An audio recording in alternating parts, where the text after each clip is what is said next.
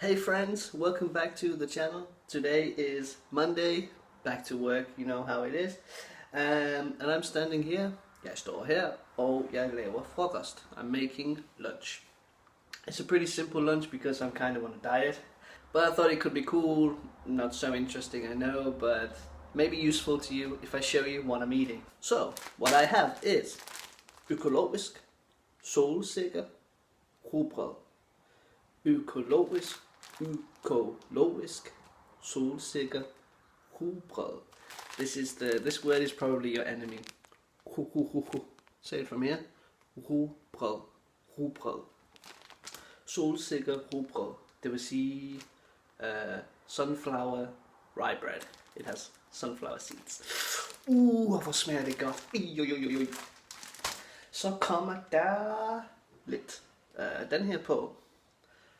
I have this bread. This is from Netto, and it is called en økologisk smørbar bønnepålæg. Bønnepålæg. Det vil sige, at det er lavet af bønner. It's made from beans, and actually it tastes really great. Whew. And then I'm gonna put a bit of this avocado.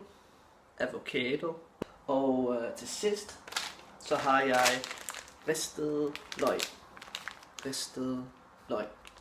Og jeg kan love dig for, I can promise you, at det er en genial kombination. It's an amazing combination. So, let's put this shit together. Woo, here we go.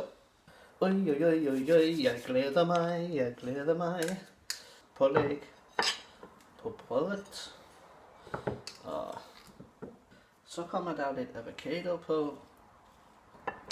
Dut. Det er perfekt. Så skal vi have de ristede løg. Yeah.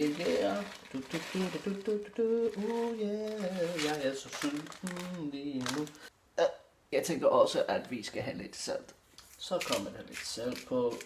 Sådan der. Yes. Sådan. Det var det. Nemt. Hurtigt.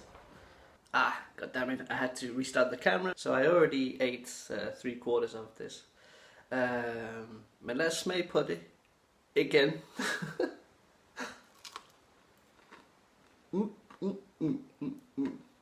Det smager godt.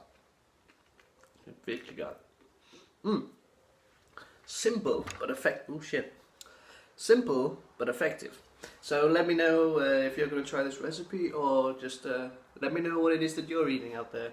Maybe you can top my simple rugbrødsmad. Det tror jeg ikke på.